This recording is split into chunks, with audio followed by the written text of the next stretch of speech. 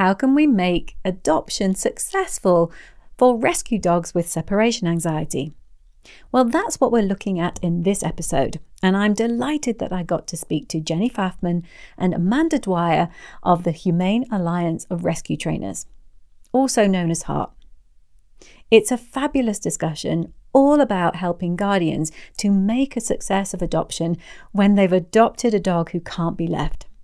Tune in to find out more.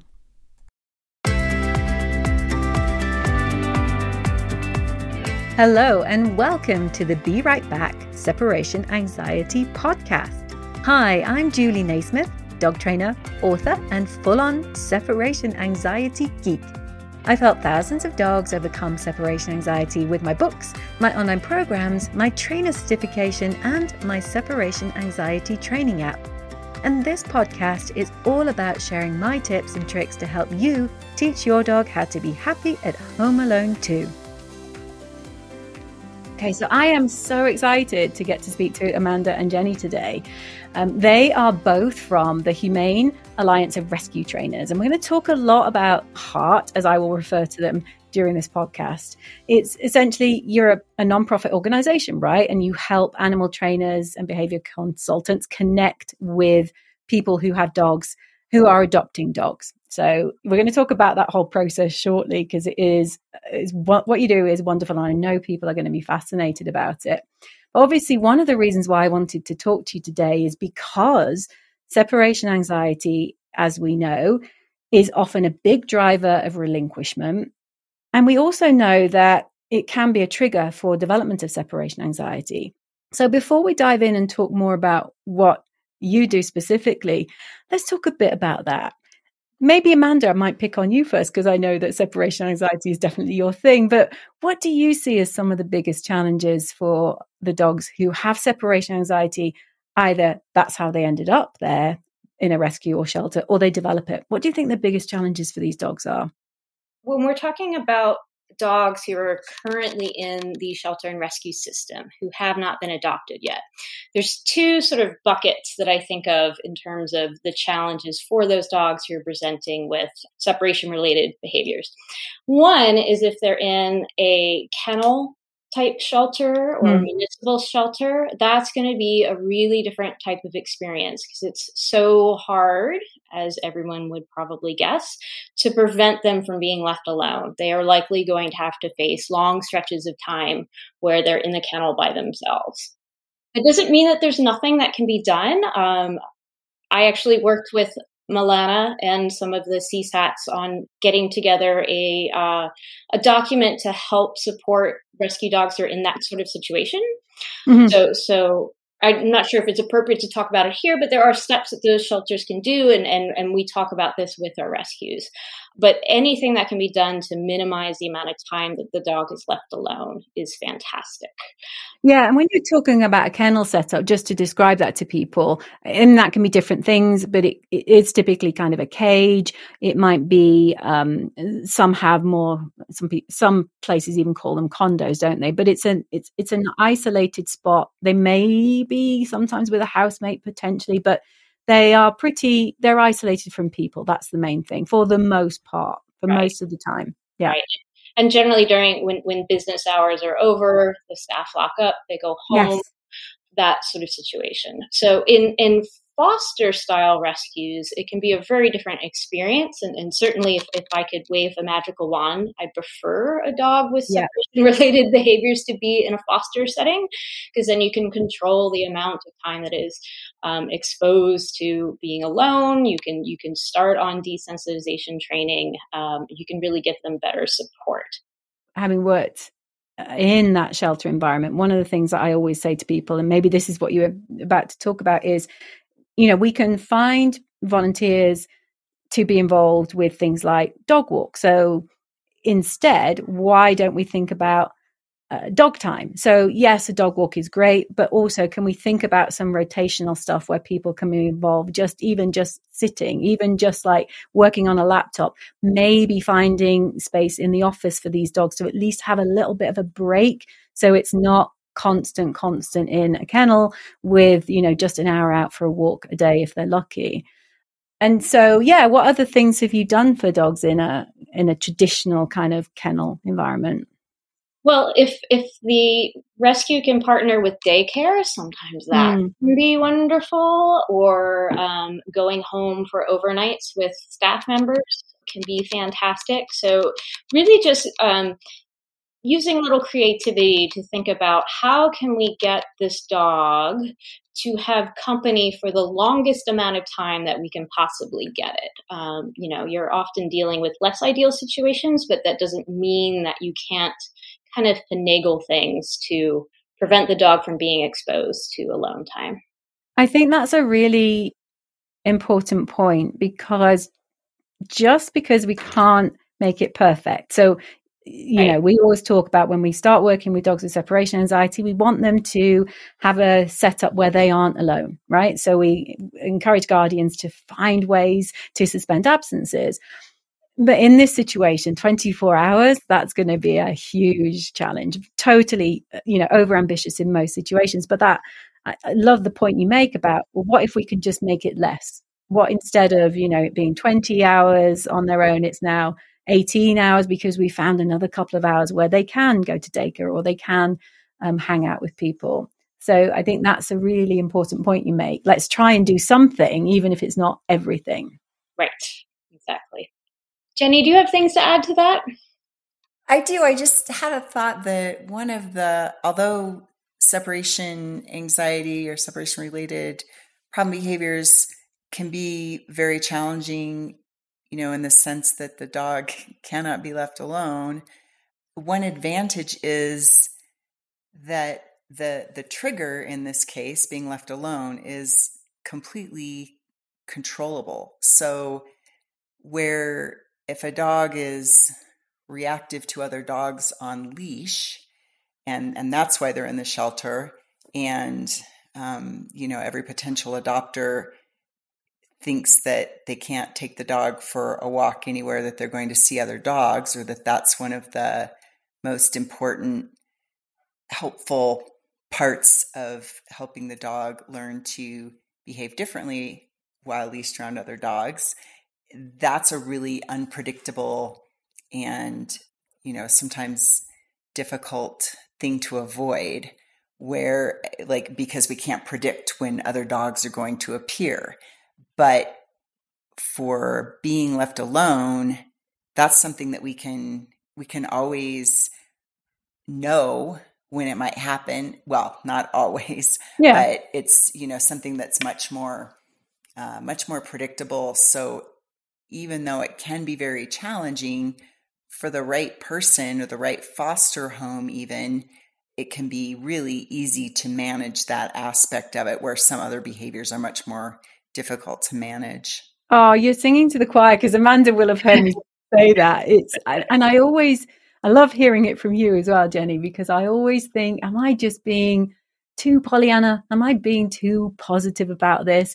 But one of the things, as you point out, the challenge with working with a dog with fear is trying to keep it away from the thing that scares it. And most dogs with fears, we're dealing with things that are very unpredictable. Like you say, the dog on the other side of the street, or the strange person coming down the pathway, the driveway. And guardians can go out of their way to control the environment. And then there'll be that one moment, won't there, where they'll be walking on a quiet street and it's dark and it's 9 o'clock. And then boom, from nowhere, that strange person comes around the corner when, it's like, oh my goodness. And so it's hard to control the scary stimulus. But yeah, it is, once people have adopted these dogs and they are in a groove and they're getting their head around the fact that you can suspend absences, then they are controlling their dog's fear, which is priceless when we're trying to desensitize, right? Mm-hmm. Absolutely. It's just good to hear it from you, because I do say it a lot, and I was thinking, am I just like loopy about this? Come on, be real. I'm a little bit of a Pollyanna too. So. But also because we know of and we work with dogs who have all those other types of fears, where you just, when you hear of those incidents, your heart sinks. You think, oh, poor people, poor dog, they didn't see that coming. And yeah, it's predictable, isn't it? Usually people can predict when they're going to be around for their dog. It's a big difference. So yeah, just going back to the shelter environment then, but maybe let's talk about foster, because Amanda, you were saying you'd much rather see these dogs in a foster environment, and I agree with you. So what's beneficial about a foster environment for these dogs? Certainly, it's likely that there's less time that they're faced with being alone. That's the hope, that if the dog goes home with a foster and the foster is aware that the dog has separation anxiety or is going through something that looks similar, there's some thought that just the upheaval of being rehomed can bring upon these symptoms. Yeah. So yeah, just having them in an environment where someone can control the amount of time that they are exposed to being left alone, maybe start on the desensitization process. Initially, when we started working with these sort of cases with heart, we did not pair trainers with dogs who were in foster because we felt that the training wouldn't go with the dog to its eventual adopter.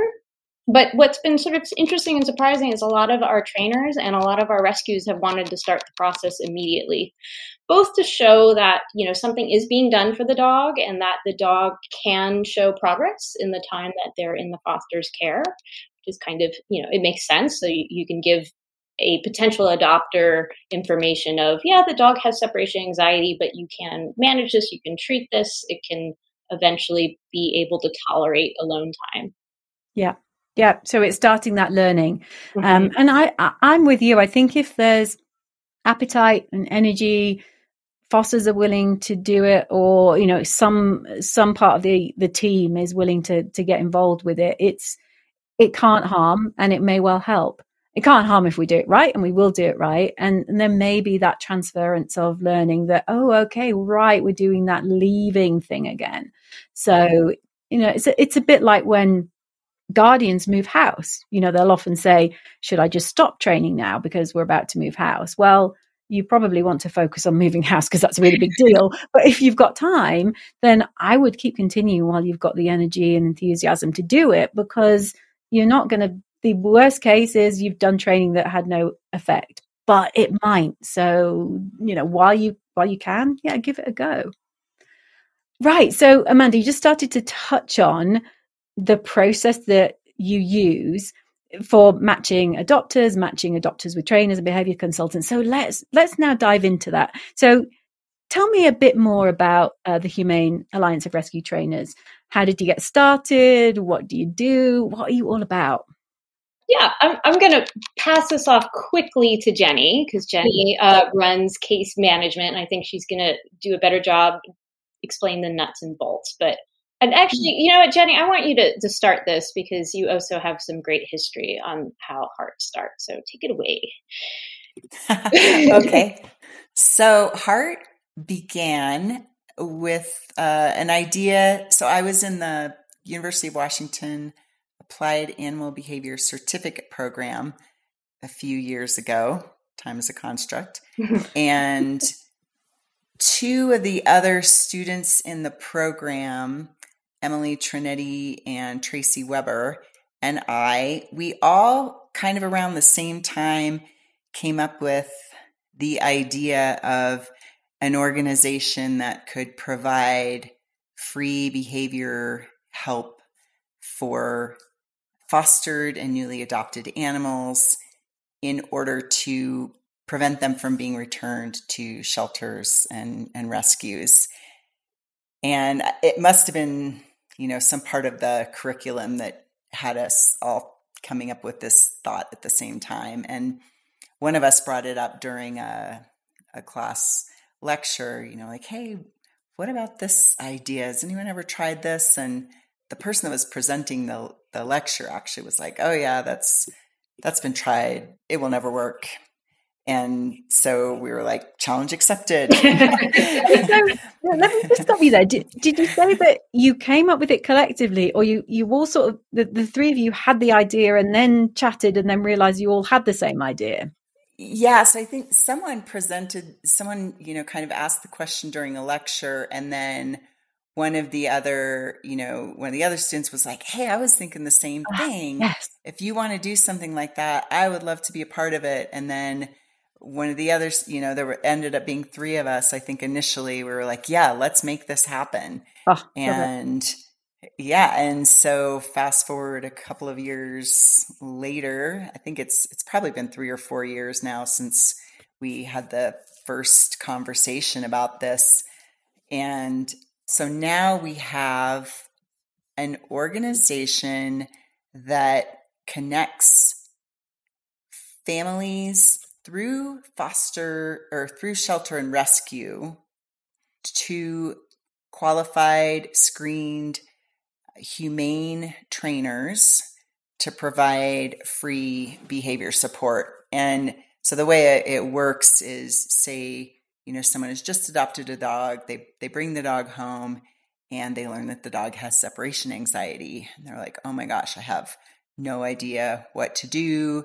I've looked online and seen that it's really expensive to get help with separation anxiety. But I really love this dog. So they contact the rescue organization, and the rescue organization says, yes, we have some people who can help you at no cost. And they fill out an application if they've never worked with us before. So we also pretty carefully screen the rescues and shelters that we work with. And then once we've decided that this is a case we can support that kind of falls within our parameters, we send a request out. In the case of separation anxiety, isolation distress, we have a specific group of trainers who are qualified to work in that area. So we send a request out to those trainers, and one of the trainers would say, yeah, I'd like to work with this family, and we put them in touch.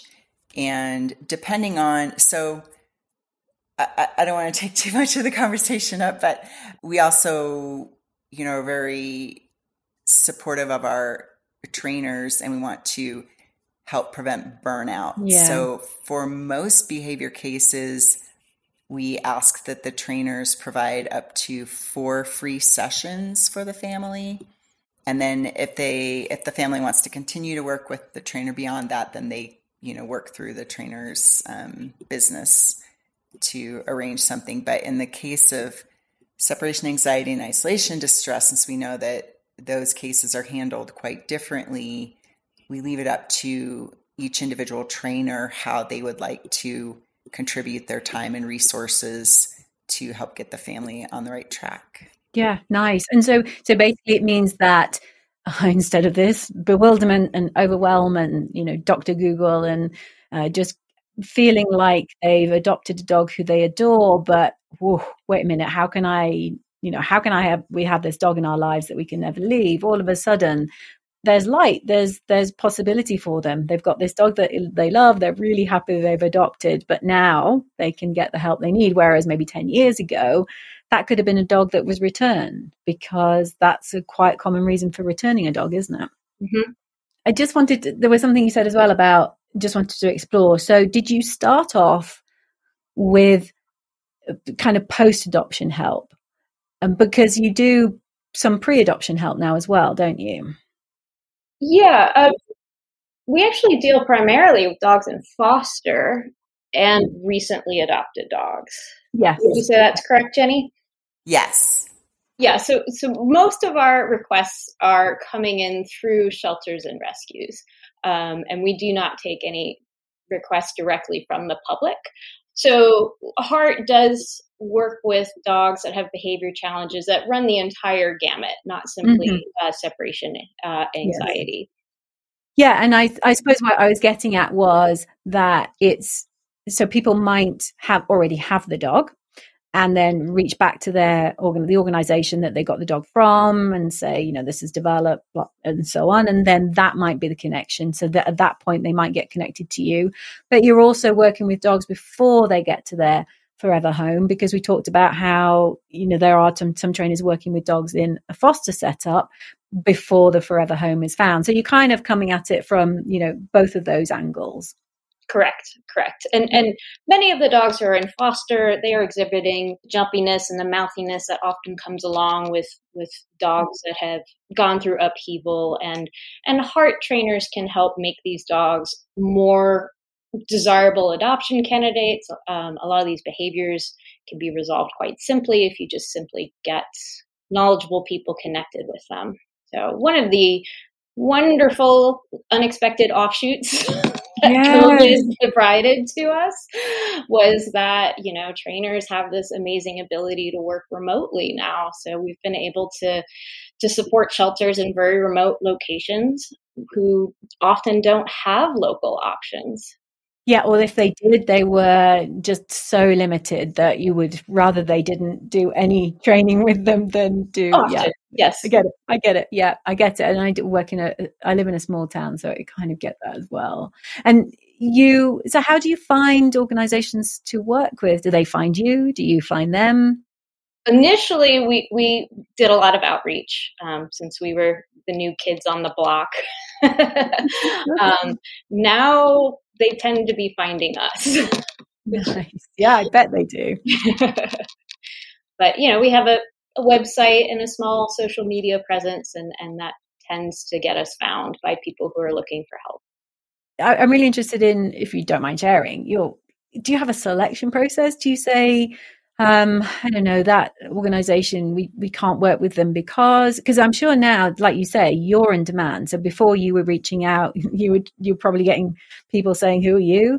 But now everybody knows about you. Do you have to be picky, or can you take on organizations regardless? That's an excellent question, Julie. And Jenny, I'm hoping you're going to support me on this. Neither of us are on the outreach team. Right. Okay. Sorry. So no, it's absolutely okay. So when a shelter and rescue contacts us, we do an amount of screening, and mostly we're trying to ensure that they're acting responsibly and within the sort of realm of best practices. Shelters are going to be wildly different from each other, but we're looking for, responsible amounts of numbers and quality care to the animals. Jenny, do you have anything to add to that? No, I think you explained that pretty well. Yeah, we want to work with organizations whose philosophy aligns with ours, and with the trainers. We don't want to put our trainers in situations where they feel, awkward about the practices of a shelter rescue. Yeah, I get it. That makes sense. And also because if the outreach is to the shelter or rescue, they then make the decision about the guardians that come to you. Is that right? So you're not filtering, you're not assessing the guardians. So the organizations would do that. Correct. Yeah. Right. So even more important to get that working relationship right, to work with the right organizations, because they're ultimately picking the clients who are going to work with your trainers. Mm-hmm. Yeah, interesting. In terms of, I think we sort of answered, I was wondering how clients find you, how adopters find you, but it's through the organization, isn't it? So if people are really keen and listening to this, then don't contact Heart, because the way it works is that they should go back to their organization, wherever they adopted from, and have that conversation and see if they work with you. That's the right way around, isn't it? Correct. Yes. If someone listening has adopted their dog within the past 5 months and are struggling, reach out to your shelter or rescue and let them know about us, and they can submit a request on your behalf. Oh, so they can do it that way, even if that rescue or shelter isn't already working with you. I'm now worried that anybody listening to this is going to be doing that, but then that's okay. Nice problem to have, hopefully. They would first fill out a request to work with us, mm-hmm. the shelter rescue, and then once we've approved them, then they could submit a behavior request. Sometimes it happens the other way around. A shelter or rescue will submit a request and we'll say, okay, let's set this aside for just a moment and go through the kind of partnering process. And once that's complete, then we can, but it doesn't take very long usually to go through that. Okay, that makes sense. And within and from a guardian perspective, it's within that first 5 months. And I think we would all three of us say, if you've just adopted a dog and you're struggling, you definitely go back and talk to the organization you adopted from, because most of them have really good policies on that, don't they? And they would want to know if you're struggling with your newly adopted dog. Yes, absolutely. Ask for help early, please. Yeah, don't struggle on your own. Absolutely not.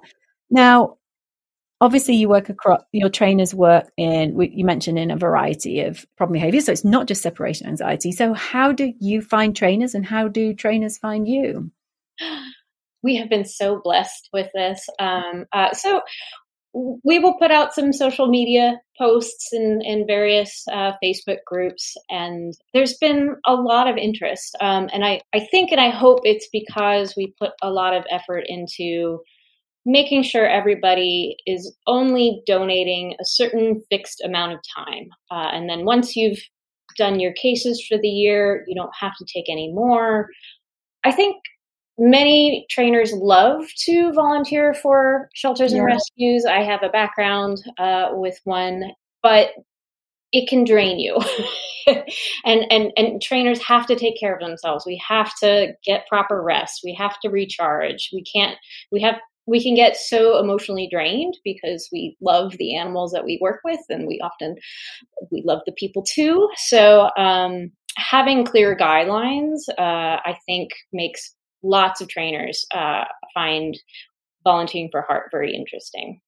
And that's what I hear over and over. Absolutely. And the thing that I love is, I agree with you. I think we're all in this because we want to make the world a better place for dogs. And that doesn't mean we get drawn to working in a shelter and rescue environment. And it can be really, really draining. And yet then we often end up feeling guilty about that.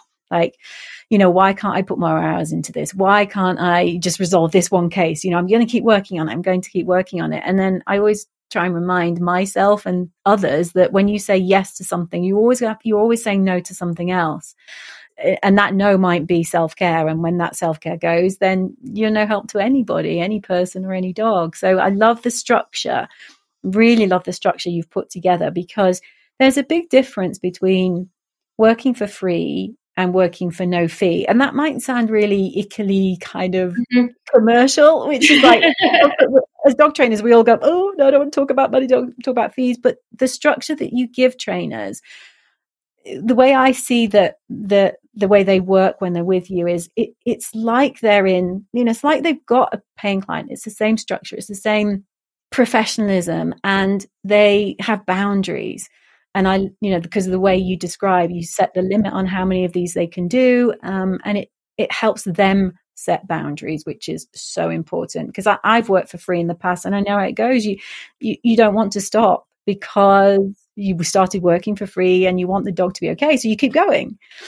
But then what about all the other dogs that you could help? And then you feel guilty because you're helping that client and not the others. So the structure you provide and the way you've done it, I tell you what, back to that lecture 4 or 5 years ago, I am so glad you took on that challenge, because you've developed something wonderful and beautiful, and you've made such a difference. So I'm so glad that you went, no, we're going to do this. Thanks. So am I. Yes. And do you see that, is this just going to grow, do you think?